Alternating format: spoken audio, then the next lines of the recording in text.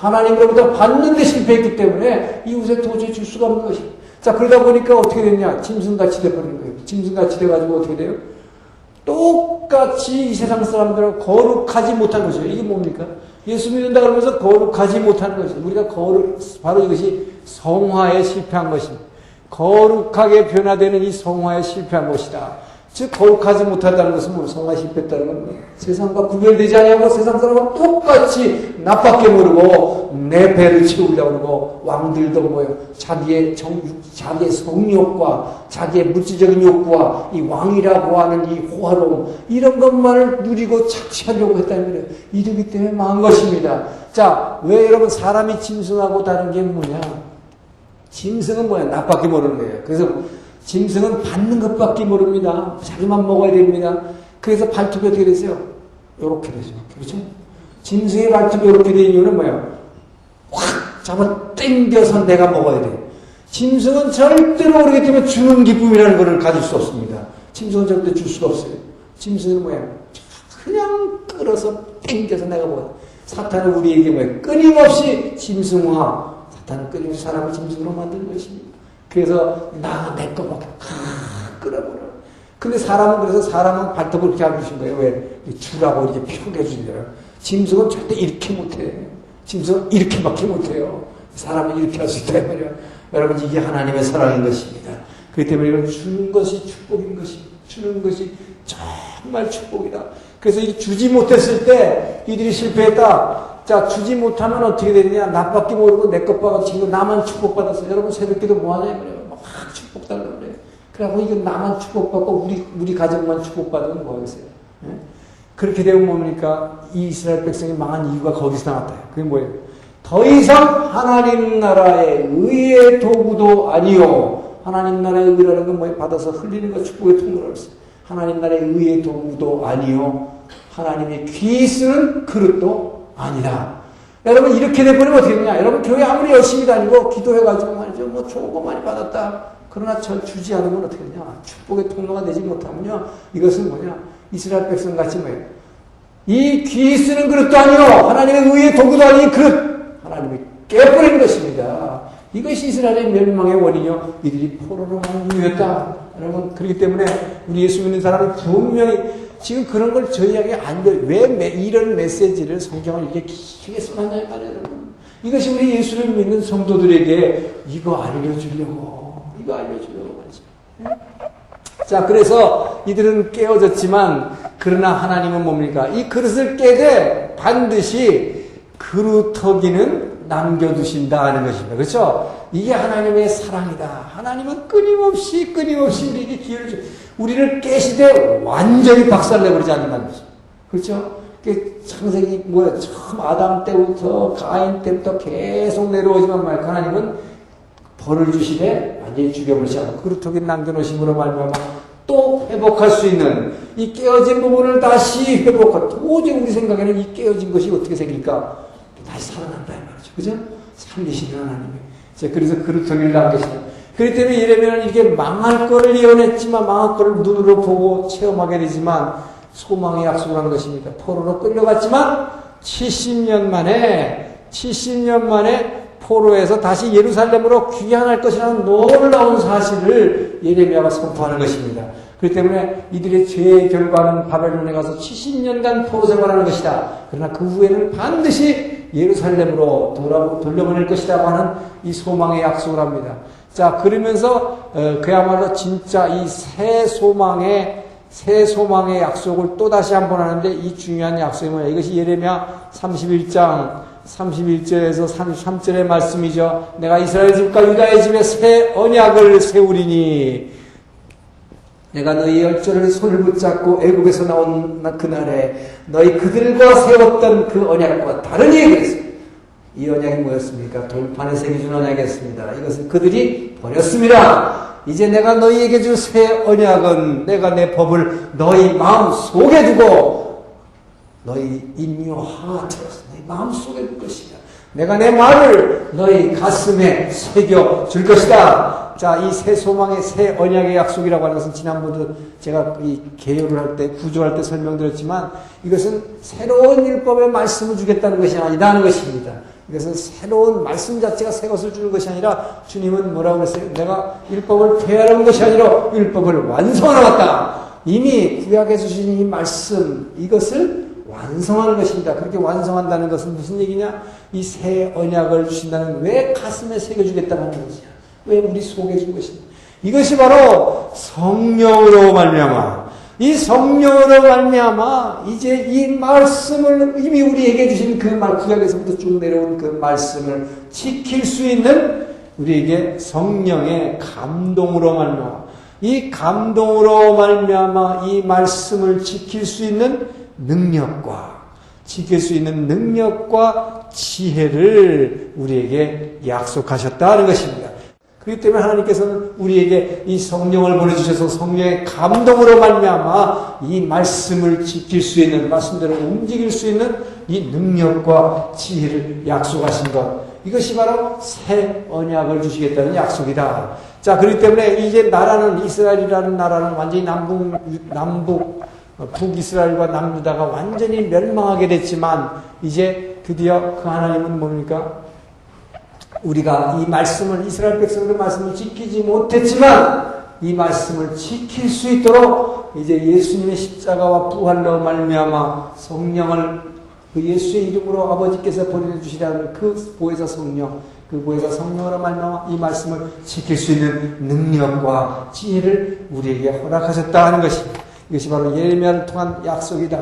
그래서 이제는 구원 사역이 변화되는 것입니다. 지금까지는 이 이스라엘 민족이라고 하는 혈통, 이 아브라함의 자손이라고 하는 육신의 혈통 중심으로 해서 이들을 통한 뭡니까? 하나님만 예배하는 공동체, 이것을 구원하려고 하는 사역인데 이들이 실패했기 때문에 이제는 뭡니까? 이 성령께서는 우리 한 사람 개인 각자의 우리 마음속에 찾아오신다고 합니다.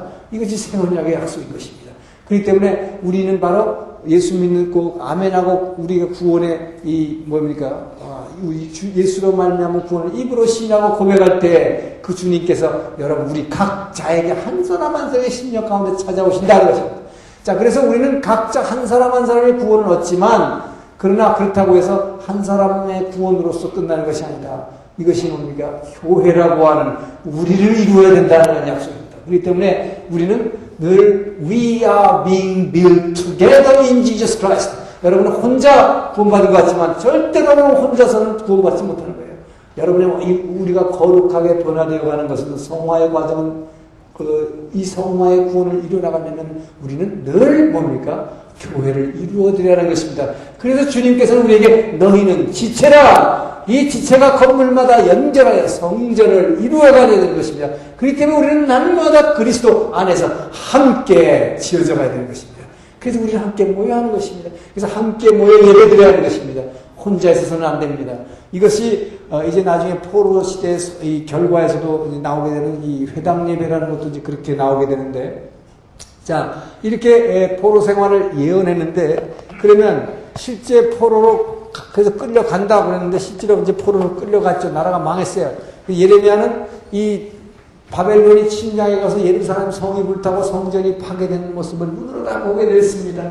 그렇기 때문에 그동안 눈물을 흘리면서 예언했지만 정말로 더욱 통곡하지 않을 수 있는 것은 그 성전이 불타버리고 모든 예루살렘이 잿더미가 됐을 때 그 하나님이 자기에게 예언하신 그 말씀대로 정말 쇼케트 집행된다. 이 집행된 것을 눈으로 본 사람이죠.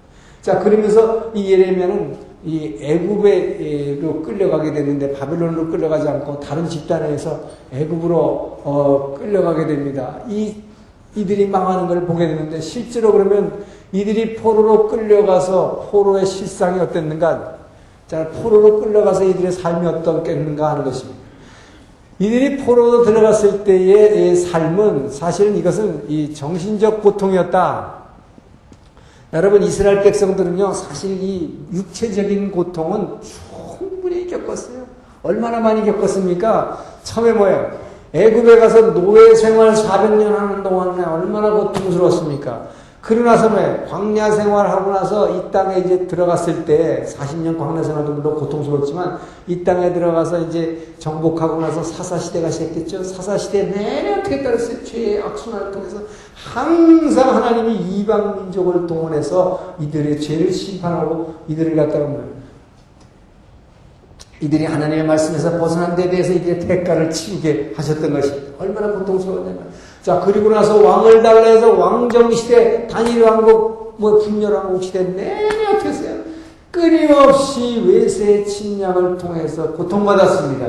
결국 남북 이스라엘의 지난주에 배웠던 그 역사는 계속 끊임없는 전쟁이었다. 전쟁. 근데 그 전쟁은 뭐 결국은 하나님께서 이 이스라엘과 유다를 갖다가 이 죄를 징벌하기 위해서 이웃 나라를 전부 사용하신 그런 결과였다. 그렇기 때문에 뭡니까? 그동안 이미 이스라엘 백성들을 향하신 하나님의 육체적인 이 곧 심판은 이미 충분히 당했다. 그렇기 때문에 여러분 이스라엘 이제 유다가 마지막으로 망해가지고 바벨론의 포로로 끌려가서 이 그발 강가에서 포로 생활을 할 때 이들의 생활이라는 것은 육체적으로 고통스러운 것은 아니었다는 것입니다. 오히려 뭐냐? 이들은 포로로 끌려갔지만 여기서 다니엘은 총리를 했고 이 어떤 사람은 바벨론의 중앙은행 총재까지 했고 아주 경제적으로 윤택한 생활을 하게 됐습니다. 이 바벨론은 포로로 끌어갈 때 별 볼 일 없고 무능한 사람들은 여기다 남겨놓고 왜 그들은 이 땅에서 포도원이나 농사를 지어야 되기 때문에 남겨놓고 똑똑한 사람만 다 포로로 끌고 간다. 그렇기 때문에 이 포로로 끌리고 왔지만 거기서의 생활은 아주 윤택한 생활을 했고 사회적으로도 높은 지위의 생활을 했다. 그러나 뭐냐? 이 정신적 고통이라는 건 뭐냐? 바로 이 성전이 없는 고통이다. 성전이 없는 고통, 예배드리지 못하는 고통입니다. 바로 그 여호와 하나님을 향해서 예배드리지 못하는 이 고통 가운데서 얼마나 고통스러운지.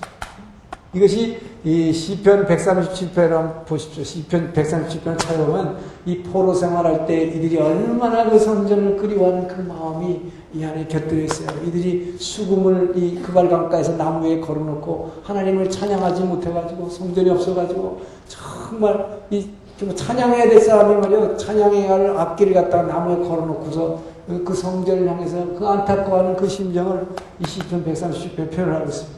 자, 이들이 이렇게 고통받았는데 이 포로 시대에 어떻게 이들이 생활했는가 하는 것을 지난번 성경의 구조를 얘기할 때도 했지만 역사서에는 없습니다. 이것이. 그렇기 때문에 우리는 예언서를 통해서 이들의 포로의 실사, 포로 생활이 어땠는가. 그래서 이 포로 생활이 실제로 어땠는가를 볼 수 있는 것은 바로 우리가 이 다니엘을 통해서 볼 수 있어요. 다니엘은 1차 유수, 즉 BC 605년에 여호야김 3년에 1차 유수라고 합니다. 아직 유다가 완전히 망하지 않았지만은 바벨론이 1차 포로로 끌려갈 때 잡혀간 사람. 그래서 하나님께서는 여기서 보면 어떻게 알 수 있냐? 하나님은 정말 얼마나 사랑이신가? 이들의 죄로 말미암아 이들을 심판하시고 이제 포로로 끌고 갔지만 포로로 끌려가는 내 자식들을 뭐예요?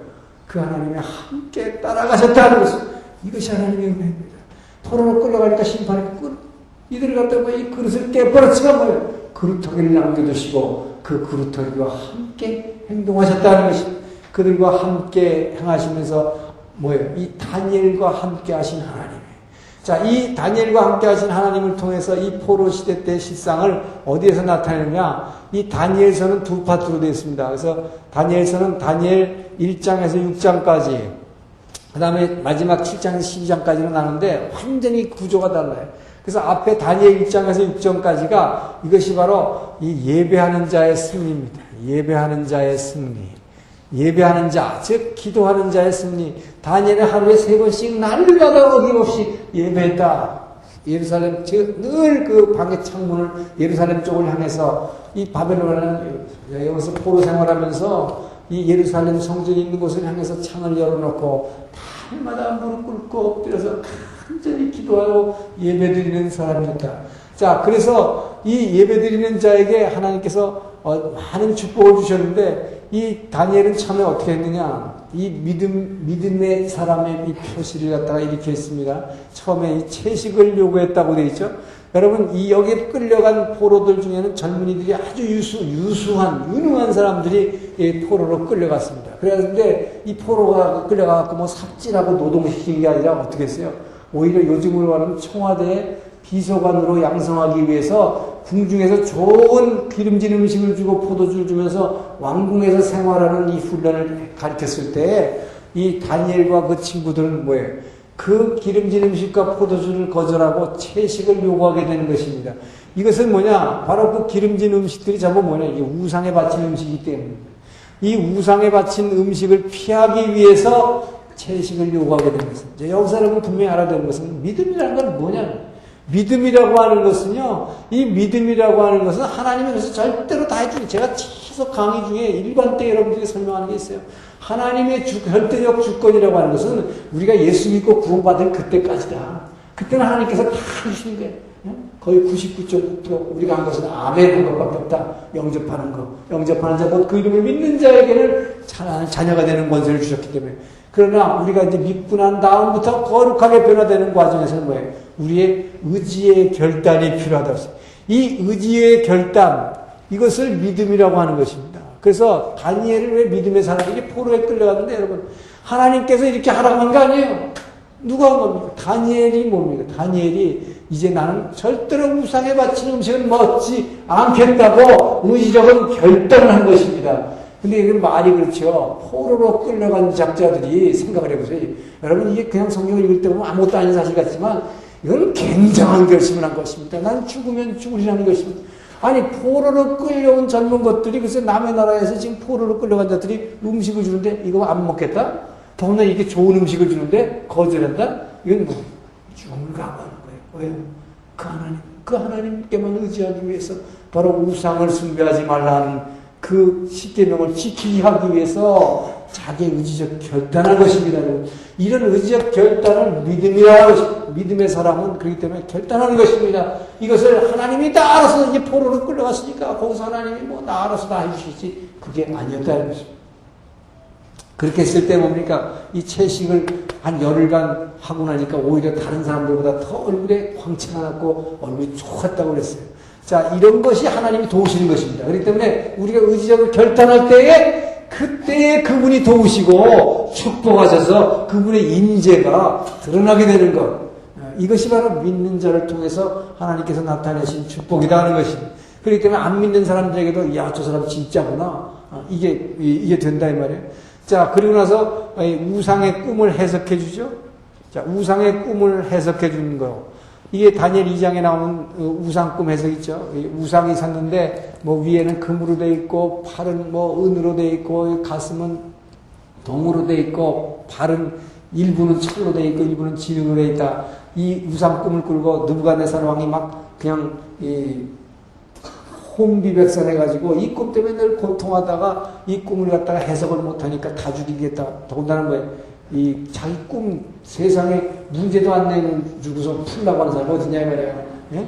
요셉은 그래도 바로왕은 뭡니까? 자기 꿈을 갖다가 설명해 준다면 이거 해석해봐라 그랬는데 아이 느부갓네살은 문제도 안 가르쳐 주고서 문제를 가르쳐 주시면 우리가 풀겠나이다. 술사들이 그렇게 얘기하니까 뭐야? 안 가르쳐 줘. 세상에 안 가르쳐 주고 풀라고 그랬을 때 다 죽이겠다 했을 때 뭡니까? 다니엘은 바로 기도하는 사람이기 때문에 여러분 어떤 사람에게 이 비전이 해석되어지는가? 왜 그때 많은 술사들이 있는데 다니엘만이 이 꿈이 해석되는가? 이것이 늘 하나님께 항상 예배하는 자, 정말 새벽을 깨우는 자, 새벽을 깨우는 자, 특정한 시간을 늘 그분께 드리는 자에게 하나님은 축복하신다.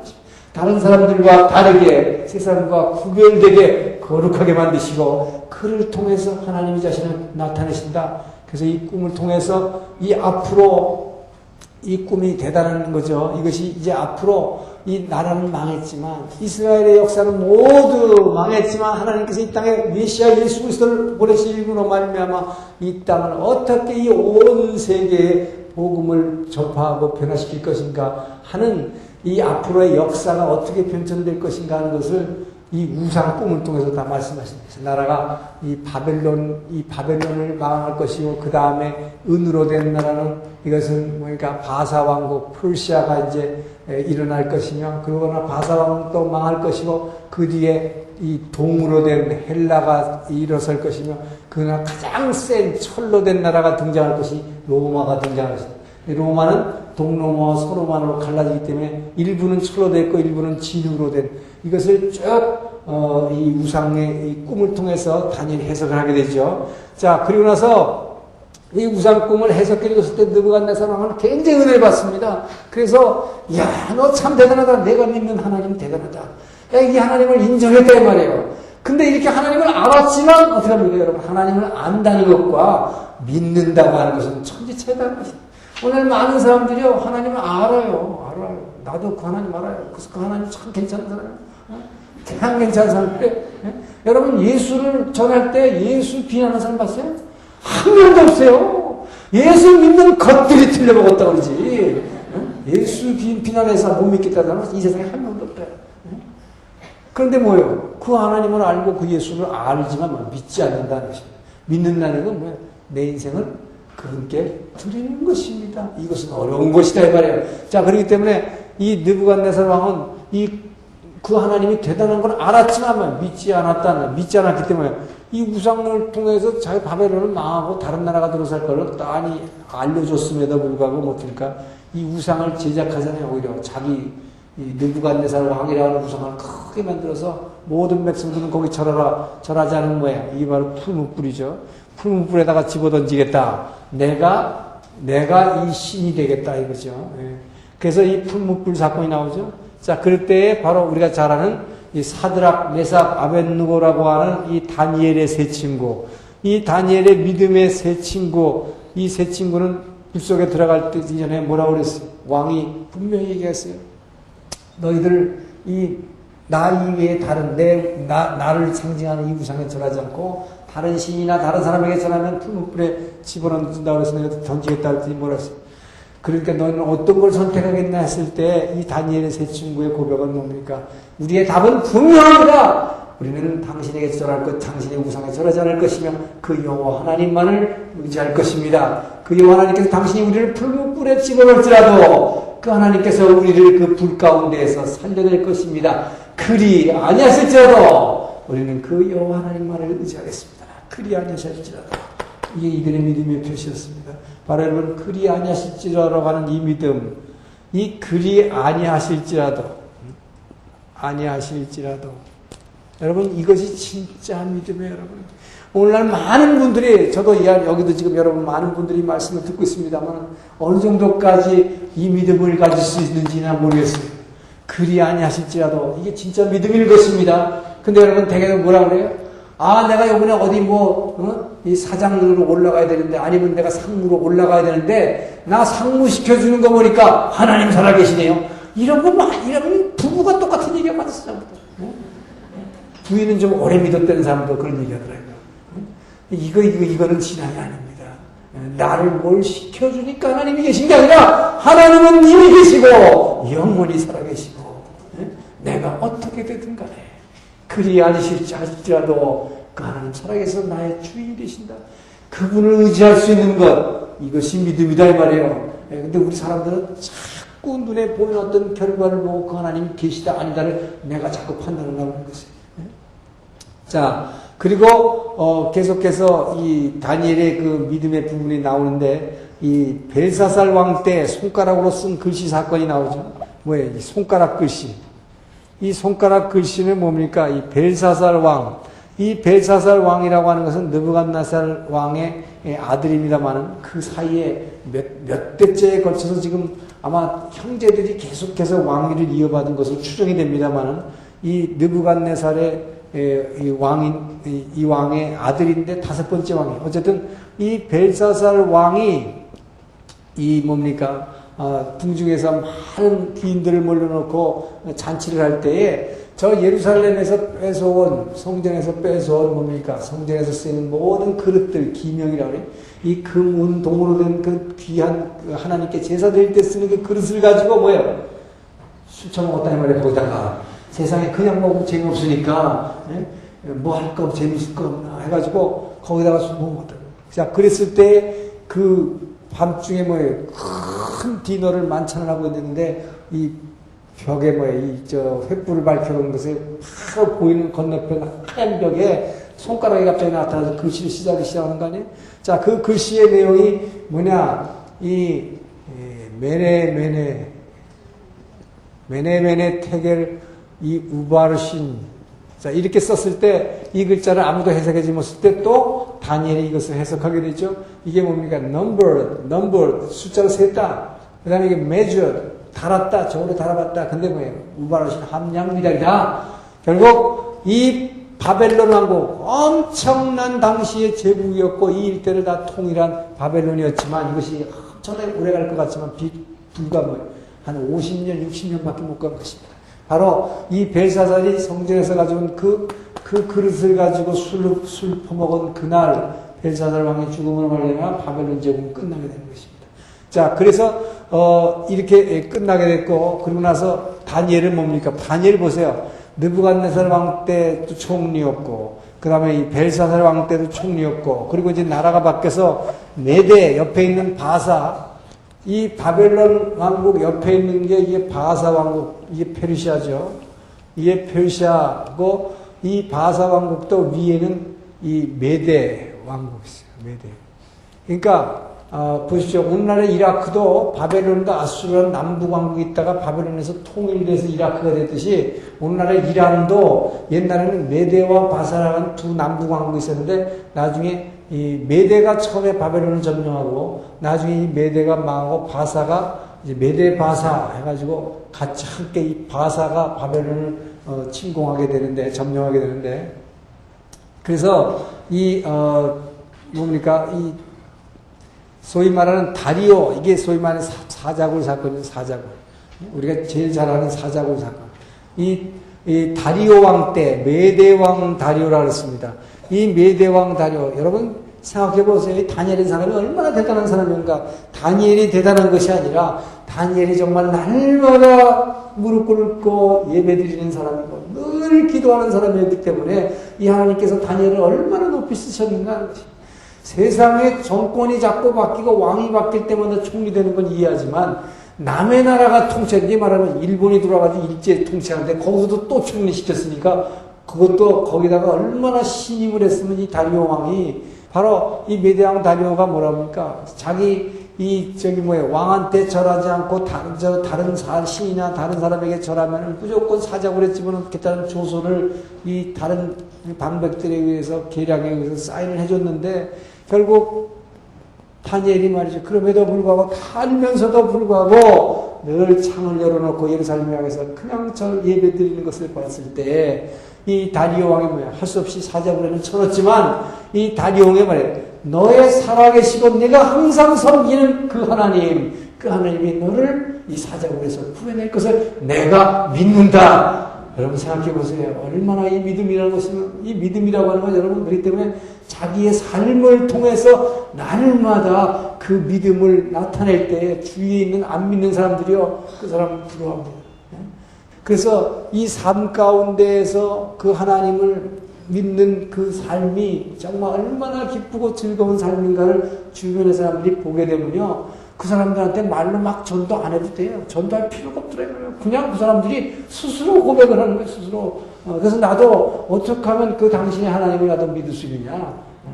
그렇게 나오는 거예요. 이 프로그램은 두란노 바이블 컬리지에서 후원합니다.